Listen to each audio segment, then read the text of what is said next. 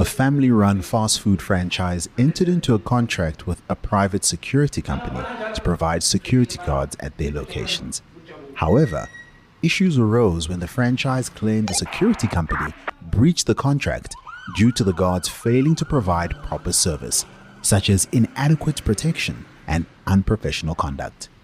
The franchise is now considering holding the security company liable for the breach of contractual services and the resulting losses. Will the franchise have a valid claim in contract against the security company? And what contractual terms and legislation would be important to consider while assessing this claim?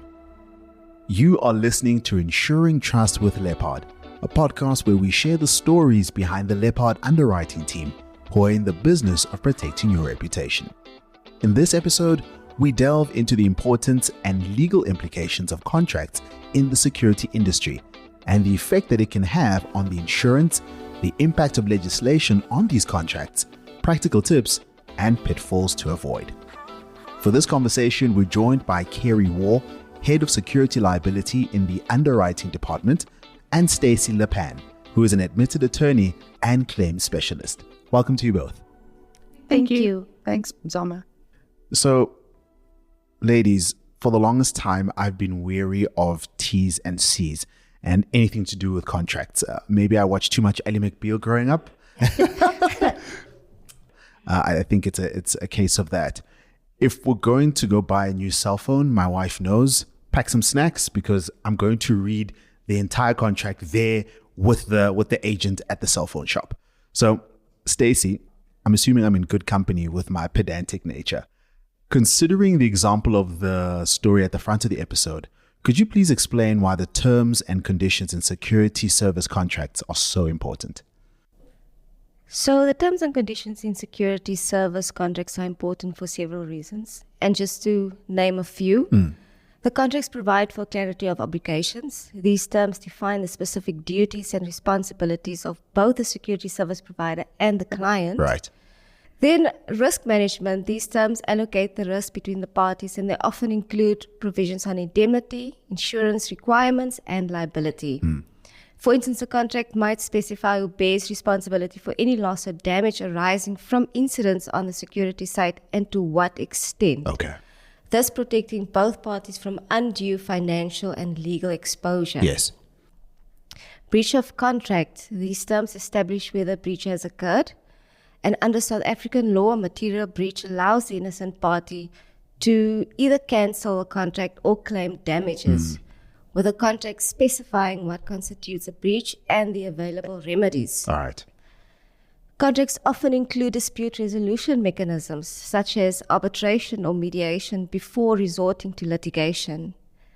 Security service contracts must comply with South African laws, including the Private Security Industry Regulation Act, SERA in short. The terms will often reference compliance with SERA regulations, such as ensuring that the guards are registered and that they meet the required standards of training and conduct.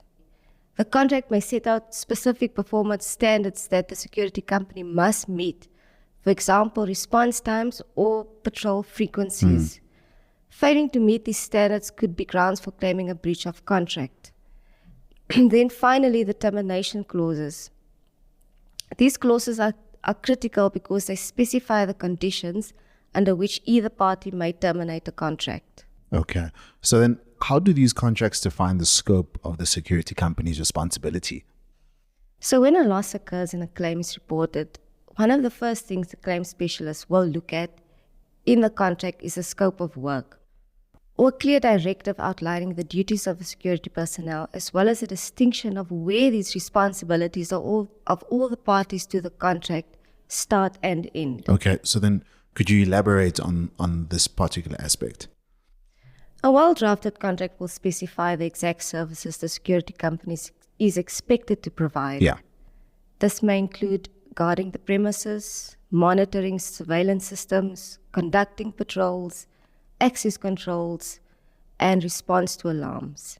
Each service should clearly be defined to avoid any sort of ambiguity in the contract.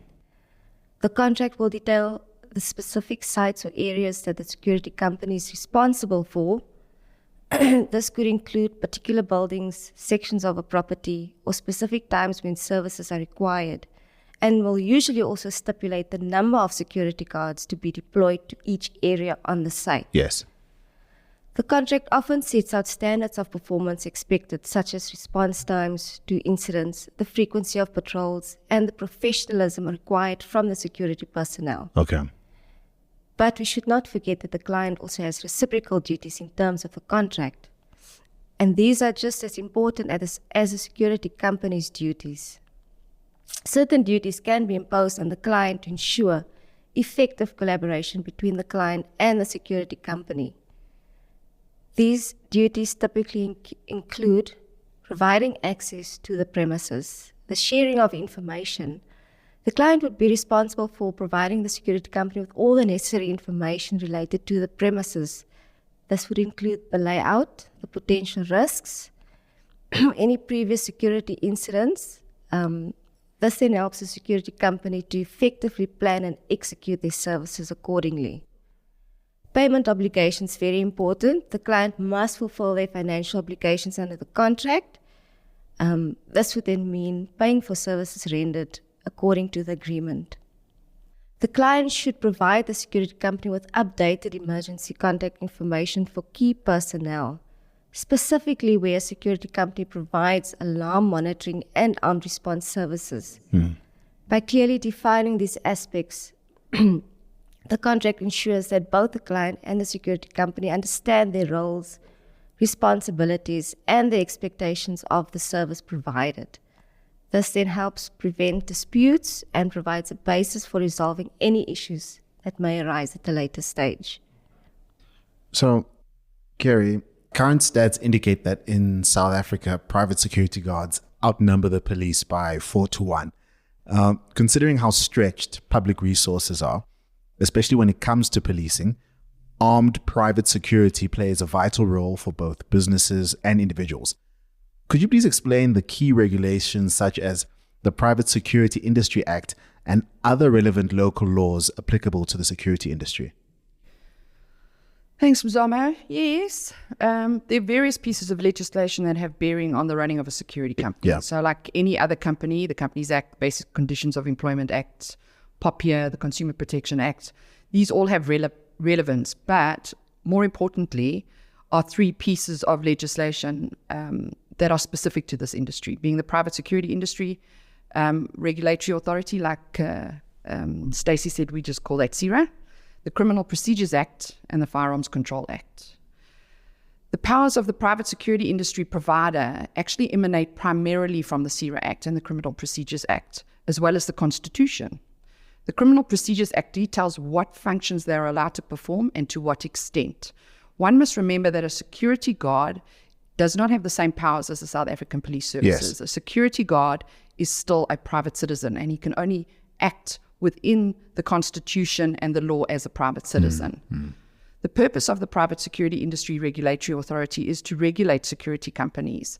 It empowers the authority to exercise control over the conduct of these companies through registration, licensing, and enforcement. Then there's the Firearms Control Act. So this would apply to security companies that deploy armed guards. Yeah.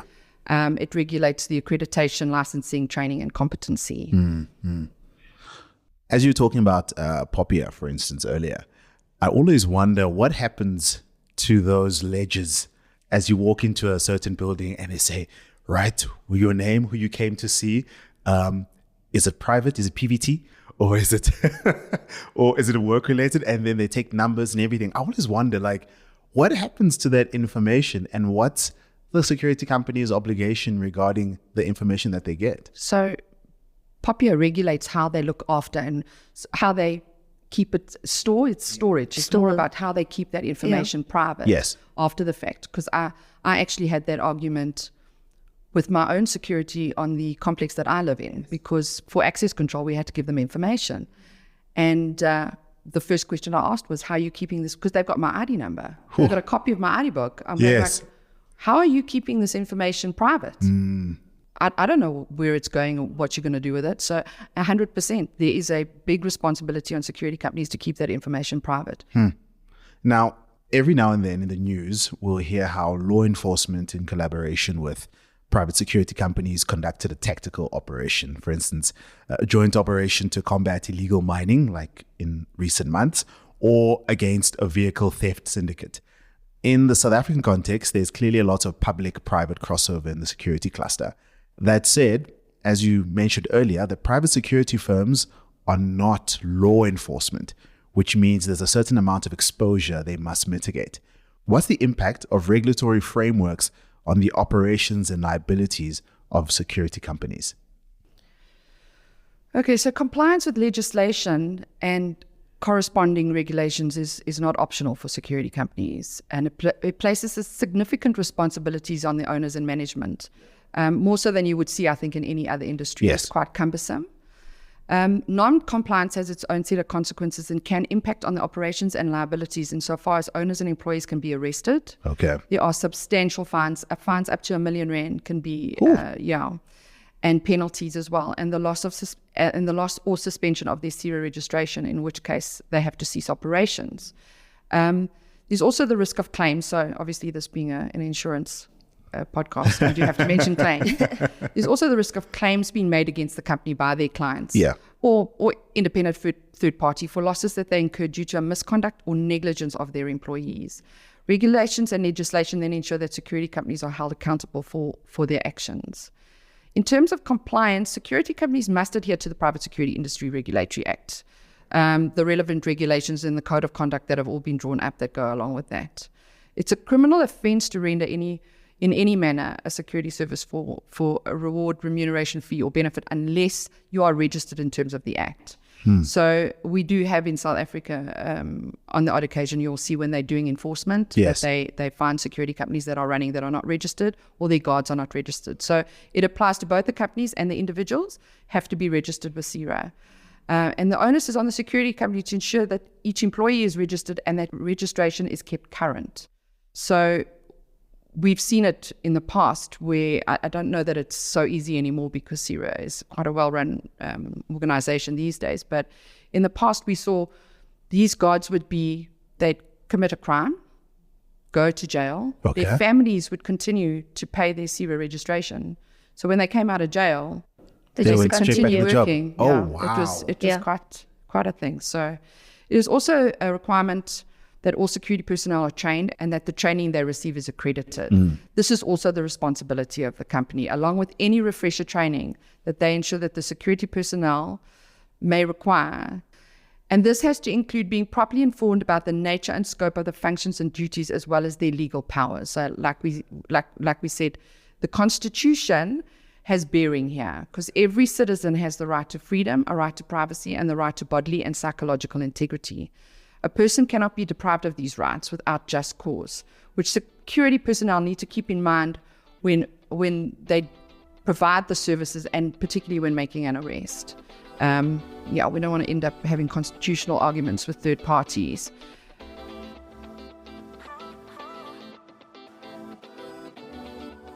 I always wonder, like, for instance, I was at a local store, which I will not name, the other day, and my wife goes in, she does the shopping, and I'm sitting in the car and I'm looking at the security person who's at the door. How much training is enough? Because you have someone in a nice suit, whether male or female, in a nice suit at the door, and then there's other people, supplementary people in the parking yard and whatnot. But is training specific to their position?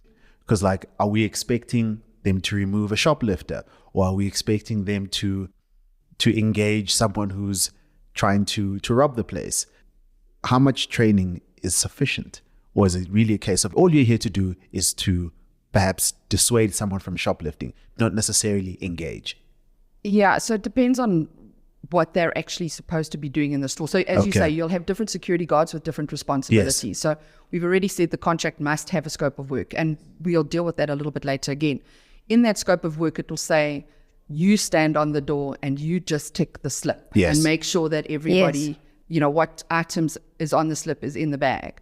Or you'll have the guy who's looking for the shoplifters.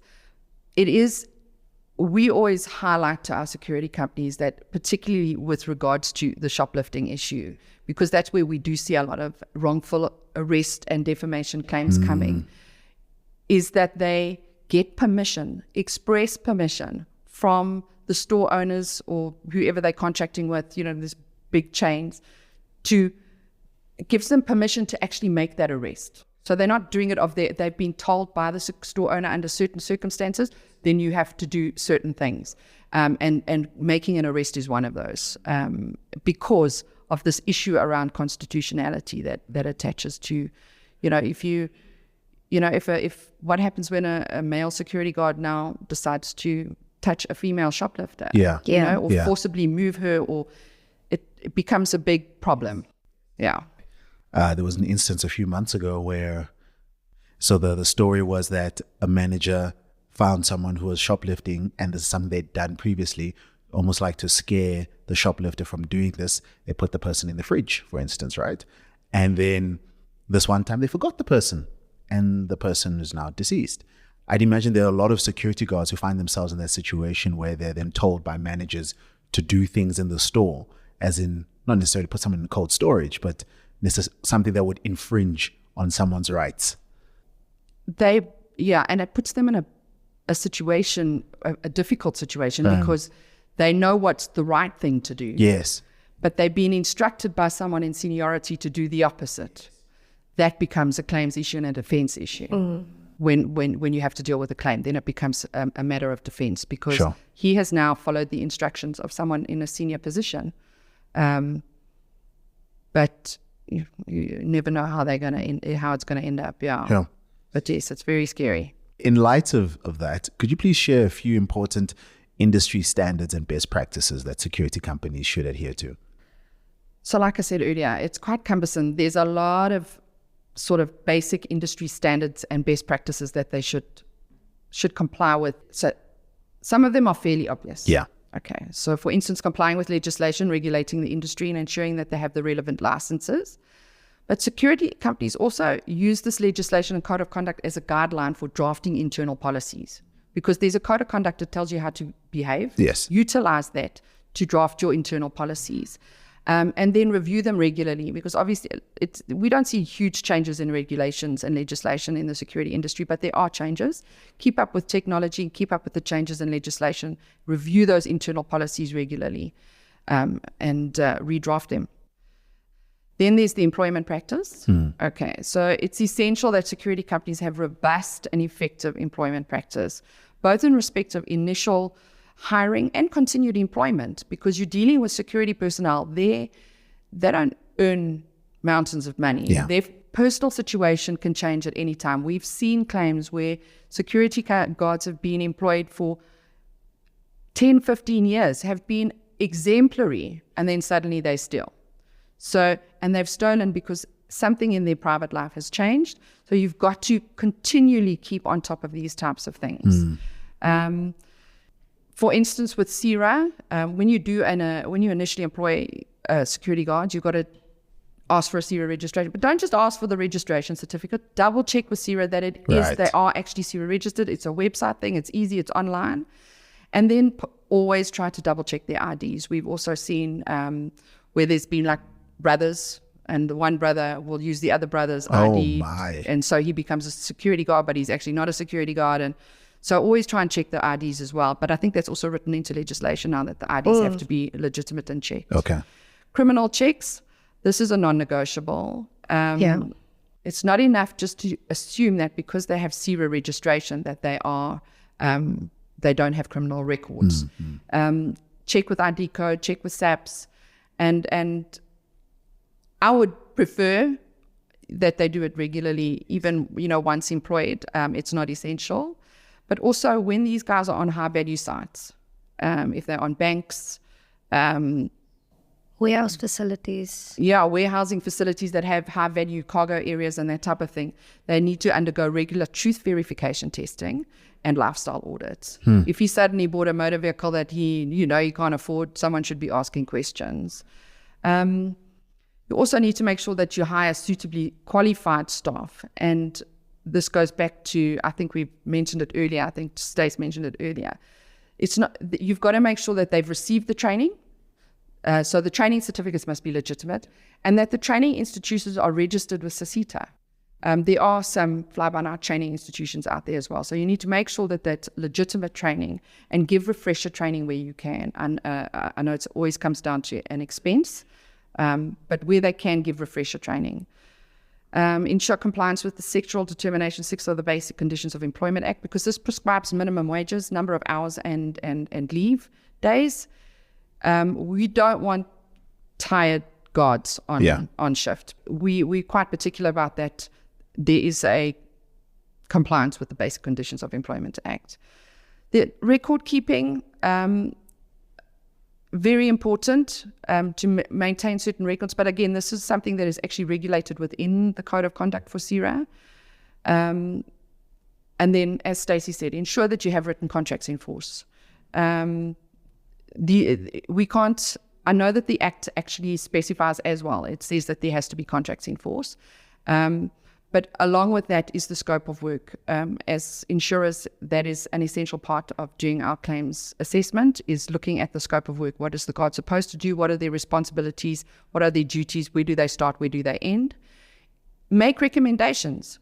Security companies must make recommendations, and if there's a problem on site. And all of this should be recorded. So you make a recommendation, you give it to your third party or your client, and you say, I've made a recommendation. It's on file, it's recorded, it's something that can be used in defense when there is a loss. Because often the security company is the expert, they will make recommendations, and we do see clients that don't take those recommendations into consideration. Then there's a loss on site, and they go, oh, why? So it does happen. Supervision. It's essential that all security sites are properly supervised. First of all, you want to be sure that the guards arrive for work, and that they are aware of what they need to do. They comply with site instructions. You don't want guards to be left to their own devices. It happens. You have sites where there's just one guard. He arrives at 6, he leaves at 6. Nobody goes to check on him. Sure. He could be sleeping all night. Yeah. So site supervision is very, very important. And most importantly, risk transfer. It is an insurance podcast, after all. With the, more than most industries, and couple that with rising crime rates in South Africa, the likelihood of a loss is actually heightened. So security companies are more at risk. We we treat them as high risk in terms of an insurance rating, because the chances of them having a claim are that much higher than most industries. Having liability insurance in place provides a security company with financial protection from lawsuits, insurance support in paying and or defending losses. If a claim made is big enough, it can have a devastating financial effect on a company's bottom line. In addition, having liability insurance in place encourages better risk management practices, because they're aware they have excesses to pay. It demonstrates professionalism, and with that comes more credibility. So implementing best practices can help build a reputable and successful security company. Okay. A while back, depending on how much TV you watch, there's a movie about the hitman's bodyguard. Oh, it's my favorite. Your favorite? Oh, come on. And here the we go. hitman's wife's bodyguard. The hitman's bodyguard's wife. Oh, I love that movie. So you recognize that the security industry ranges from people who are employed as bodyguards all the way through to cash in transit guards. I remember that we had like an incident where there's this awesome guy. He's even become a bit of a TikTok sensation, where they were under attack as they were transporting money, and he was just doing the most in protecting himself and his colleagues. What kind of cover is there in an instant like that, where someone does their job or they're shot at and that kind of thing? How does cover work in that instance when they didn't lose the money, but they were involved in a shoot up, or they drove into someone, or they were being shot at and a bystander gets shot, that kind of thing? How does cover work in that instance? So the security liability policy actually extends to provide cover for claims arising out of the use of a firearm. So if a security guard shoots someone and the client has elected to take that cover, because obviously they have to ask for it, yes, then the policy will respond. To be honest, we don't see a lot of claims arising out of the use of a firearm. Okay. Not often. I think you have to be realistic. Security personnel are aware. I mean, nobody wants to kill and shoot someone. Yes. So they're not going to use their firearms willy-nilly. But we are seeing, obviously, a lot more in the news of where security personnel are involved in shootouts. The person that's getting killed 9 times out of 10 is a perpetrator and a criminal. So we don't really see claims coming from that area. Not to say that they won't. Yeah. You know, but yeah, security guards. We don't see a lot of firearm claims. They are actually quite good with their firearms. Okay. Yeah. So, Stacy, back to you. Let's talk about liability issues related to the actions or misconduct of security personnel. Most incidents on site could relate to the actions or misconduct of security personnel, often in contravention of the scope of work or contract conditions. From a claims perspective, you must see a lot of this. Can you give us some examples? Yes. Well, we often see instances of the use of excessive force. Okay. And this is where a security guard may use excessive force while he's handling a situation. Not while he's being chased by robbers. This is a different kind of... It's a different one. It's normally a wrongful arrest thing. Yeah. Okay. It's excessive force, yeah. So in these circumstances, it could lead to claims of assault or wrongful detention. Okay. Exposing both the guard and the security company to liability. Then negligent patrols. If a security personnel fails to conduct regular patrols as per the contract, they may miss critical incidents such as theft or vandalism. This negligence could result in significant losses for the client. Failure to report incidents. If security personnel fail to report security incidents like theft or suspicious behavior, this can also lead to losses for the client. And then finally, incidents of theft where security personnel themselves are involved or able to facilitate this crime because of their knowledge of sensitive site information. For example, the access controls and then the valuable goods stored on the site in cases where warehouse facilities are being guarded. Reminds me of a story Kerry shared in season 1 of a security guard signing things in and then walking away with the goods. Yes. So could you provide us with an example of some legal precedents involving security personnel misconduct? So a lot of the claims we often see stem from a security company that's being held liable for the actions of the security personnel undertaken within the course and scope of their employment.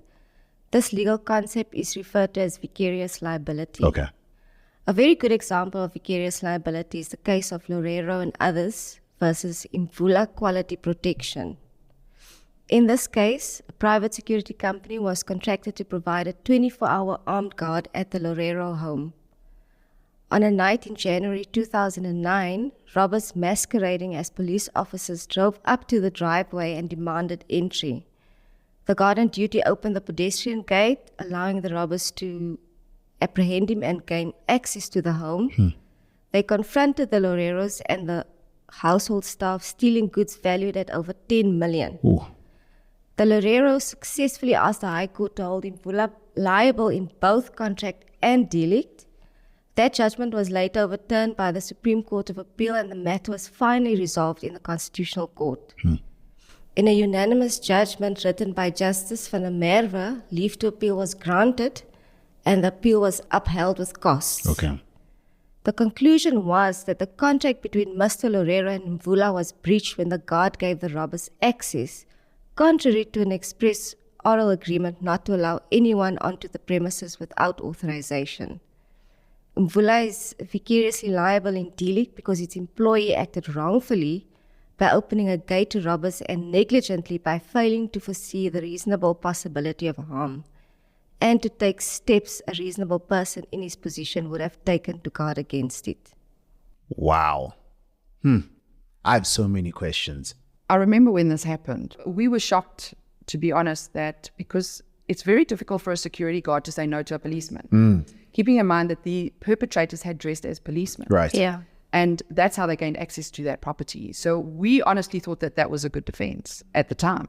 And it didn't didn't turn out like that. So security companies need to be aware, because this is not the first vicarious liability claim which has gone against a security company, right? Where we've been surprised. There's Dion van Staden. That one also, he, like Stacy said earlier, they have, security companies have information, sensitive information about sites and access to sites and what's on the sites, etc. And in this instance, the security guard had been with the security company for many, many, many years. And it was, like I say, you don't know what's happening in their private life. And he was actually very ill. And he kidnapped Dion van Staden. Sure. But he wasn't on site at the time. So he was actually off duty, came back because he had the site information. People saw him, they knew him, they were familiar with him, had no reason to expect anything strange to happen. And he kidnapped Dion van Staden, tried to get money out of the bank account, got what he could, and then he shot and killed him. Subsequent to all of that, that security guard has also died. So the security company was held liable. And I don't know if they actually appealed, but I know that originally the wife of Dion van Staden actually won that court case. So yeah, again, we were like, wow, you just don't expect, you think you have a defense somewhere along the line. He wasn't on duty at the time, and they still held the security company liable because he had sensitive information to the site, notwithstanding the fact that he wasn't actually on duty at the time of the loss. There's a lot to consider in terms of mitigating circumstances. Yeah. And making sure that you as a security company have your T's crossed and your I's dotted. Yep. Those are the complexities when dealing with such serious matters. And that's how we end this episode of Ensuring Trust with Leppard. Listen to previous and upcoming episodes on Spotify, Apple Podcasts, and YouTube. Be sure to follow @Leppard & Associates on X, Facebook, and LinkedIn. We look forward to speaking to you again soon on the next episode of Ensuring Trust with Leppard.